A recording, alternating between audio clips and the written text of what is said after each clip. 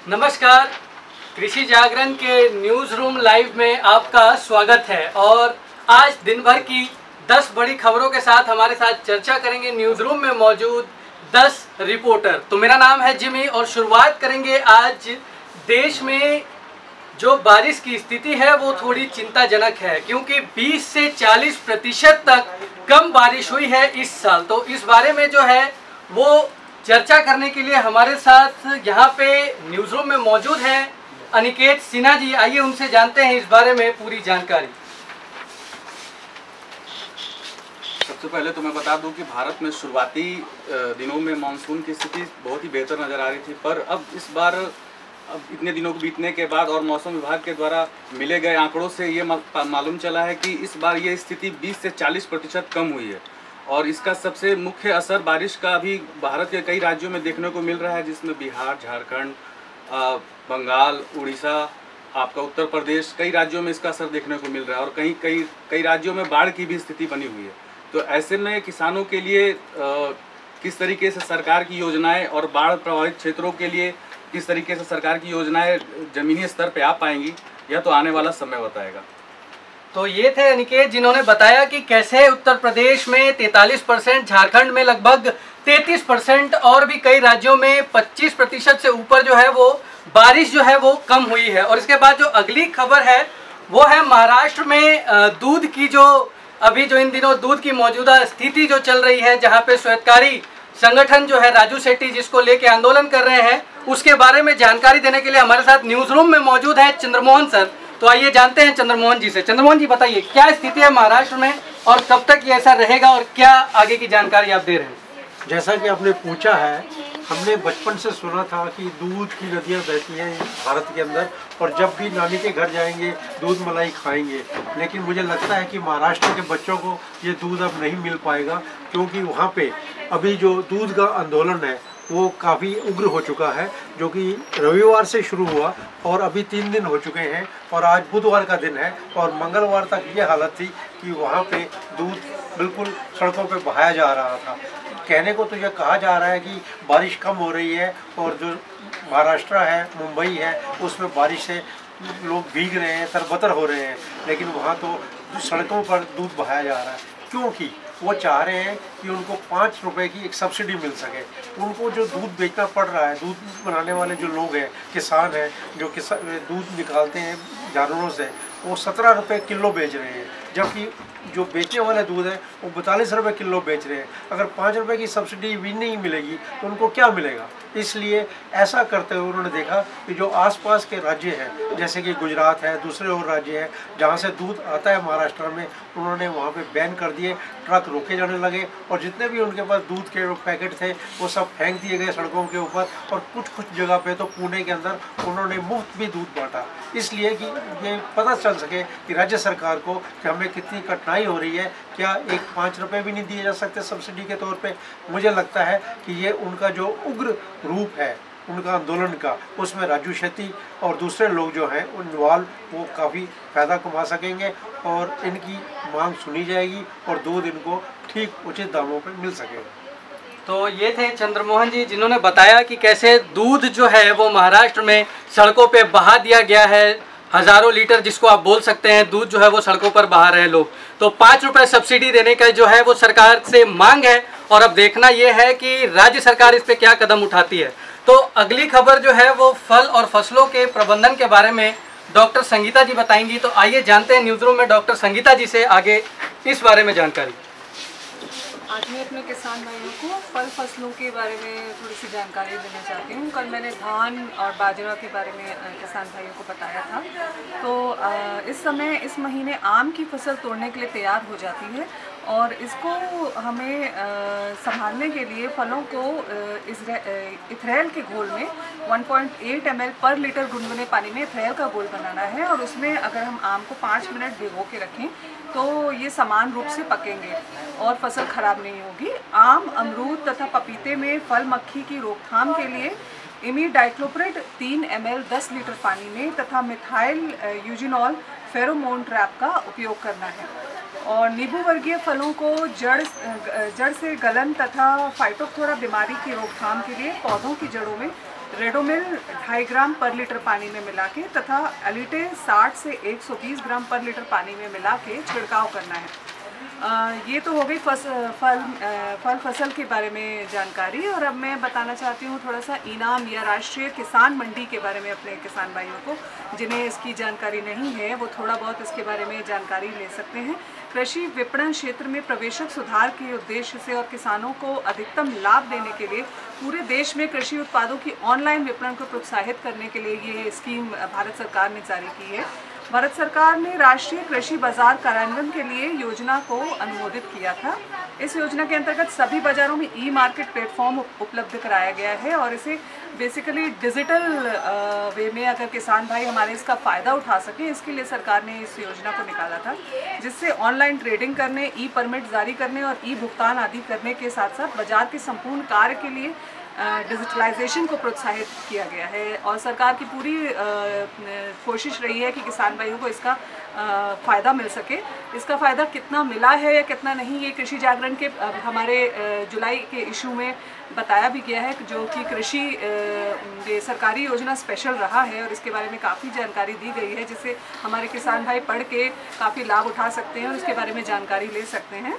और तीसरी जो योजना है जिसके बारे में बात करना चाहती हूँ वो है राष्ट्रीय खाद्य सुरक्षा mission NFSN, national food security mission.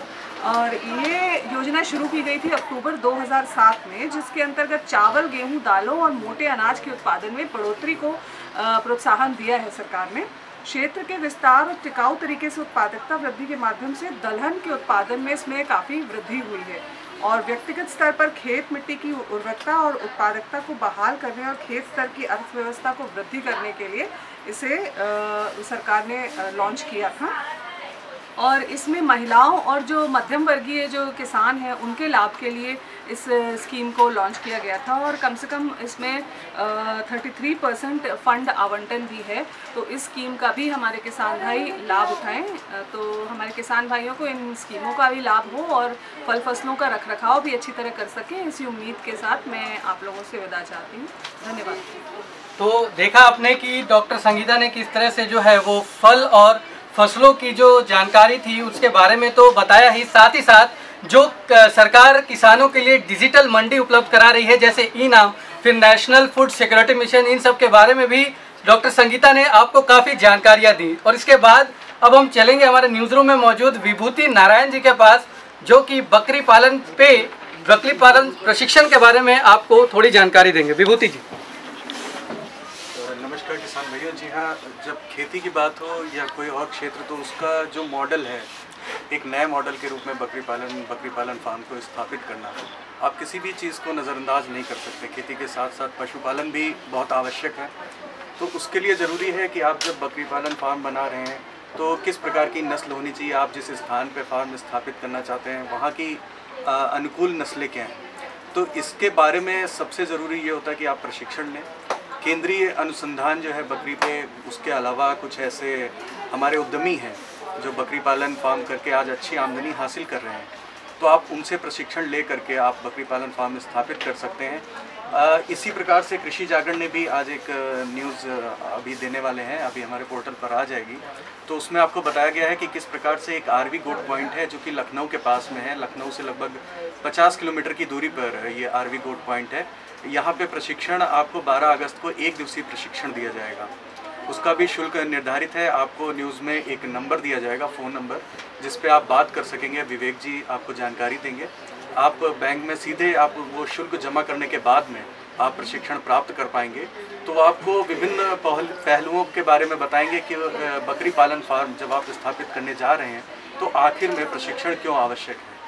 तो जैसे कि बकरी पालन के लिए, बकरियों के लिए अच्छा चारा, या जो छोटे बच्चे हैं, बकरी के जो छोटे छोटे बच्चे हैं उनका रखरखाव यानी कि देखभाल कैसे करें, अच्छे से बकरी पालन कैसे कर सकते हैं। क्योंकि आज का जो व्यावसायिक दौर है उसमें ये बहुत ज़रूरी है कि जब आप अच्छी मार्केटिंग करते हैं, जब अच्छे से आप उसको स्थापित करते हैं, तभी आपको अच्छी आमदनी हासिल हो सकती है। तो इसके लिए कृषि जागरण की तरफ से मैं सभी किसान भाइयों को ये अनुरोध करूँगा कि आप जहाँ भी प्रशिक्षण बकरी पालन के मिल रहे हैं नियमित तौर पर हमसे जानकारी प्राप्त करें इसकी, और जहाँ भी प्रशिक्षण मिल रहा है आप वहाँ पर जाएं और अच्छा बकरी पालन फार्म स्थापित करें। खेती से जुड़े जो क्षेत्र हैं उनमें भी आप उद्यम स्थापित करें और अच्छी आमदनी हासिल करें। धन्यवाद।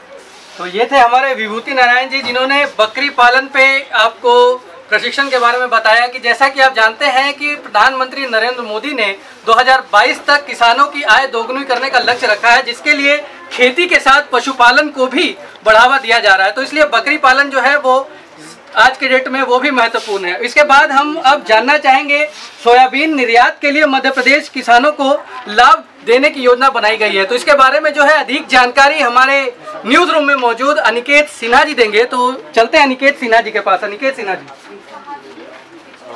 दोबारा आप लोगों का फिर से स्वागत है। मैं आप लोगों को बता दूं कि मध्य प्रदेश के मुख्यमंत्री शिवराज सिंह चौहान द्वारा मोदी सरकार को एक सुझाव दिया गया था और उस सुझाव को मोदी सरकार ने मान लिया। तो उस सुझाव को मानने के दौरान मोदी सरकार ने सोयाबीन के निर्यात में जो पहले प्रोत्साहन राशि दी जाती थी, उस प्रोत्साहन राशि में 3% की बढ़ोतरी की है और अब वो प्रोत्साहन राशि 10% तक हो गई है। तो ये सोयाबीन की खेती करने वाले किसानों के लिए सबसे बड़ा कदम माना जा रहा है। तो इस तरीके से सरकार किसानों की दुगनी आय करने में कुछ हद तक सहायक हो रही है और नए नए फसलों के समर्थन मूल्य से खरीफ में जो नए समर्थन मूल्य लागू किया गया, इसके माध्यम से भी किसानों को सरकार की तरफ से फ़ायदा दिया जाएगा। यह तो कितना और ज़्यादा मिल पाएगा, यह तो आने वाला समय बताएगा।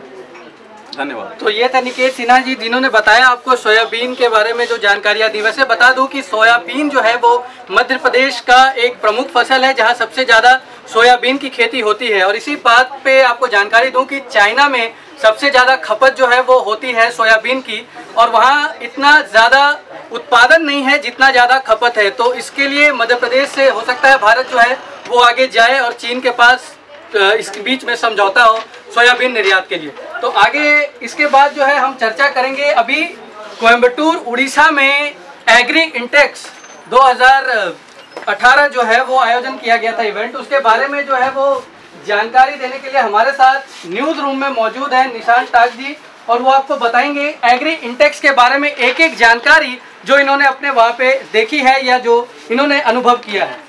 निशांत जी नमस्कार। अभी फिलहाल में जो 16 जुलाई को एग्री इंटेक्स समापन हुआ है, 4 दिन का मेला, और इस मेले में साउथ ईस्ट और वेस्ट सभी के फार्मर ने हिस्सा लिया। और फार्मर में जो अट्रैक्टिव करने वाली चीज़ थी वो थी आधुनिक किस्म उनकी सीड, मशीनरी और फर्टिलाइज़र, और भी अनेक तरह के वहाँ आधुनिक चीज़ों का मीन्स लॉन्च हुई है वहाँ पर, और किसान उनसे अवगत हुए हैं।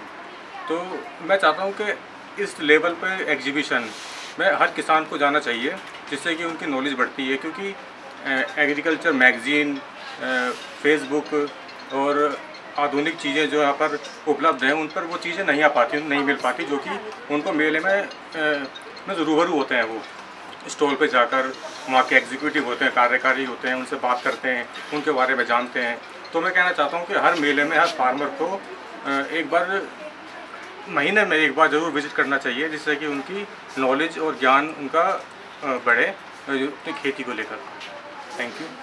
तो ये थे निशांत टाक जी, जिन्होंने बताया कि किस तरह से एग्री इंटेक्स जैसे आयोजन में हर किसान को जाना चाहिए, उसमें सम्मिलित होना चाहिए, जिससे उसकी खेती के प्रति रुचि बढ़े और जानकारियां बढ़े। इसी के साथ मैं आपको आखिरी खबर आज की बता दूं कि सरकार ने किसानों को फायदा देने के लिए डेयरी और डेयरी प्रोडक्ट्स के निर्यात के लिए 10% जो है वो प्रोत्साहित राशि देने का घोषणा किया है। इसके बाद फायदा ये होगा कि किसानों को इसमें लाभ मिलेगा। किसानों जो डेयरी उत्पाद कर रहे हैं जो किसान, उनको इससे काफ़ी लाभ होगा। और आपको बता दें कि हमारे देश में कुल 16.5 करोड़ टन दूध का उत्पादन होता है, जिसमें से 70% तरल उपयोग के लिए किया जाता है। बाकी के दूध से जो है वो दही, मक्खन, चीज़, इन सभी में प्रयोग होता है। तो ये थी हमारी प्रमुख खबरें जिसके बारे में जानकारी दे रहे थे न्यूज़ रूम से लाइव होकर हमारे चंद्रमोहन सर, डॉक्टर संगीता और सभी ने आप लोगों को जानकारी दी। इसी के साथ हम कल फिर आपके साथ रूबरू होंगे।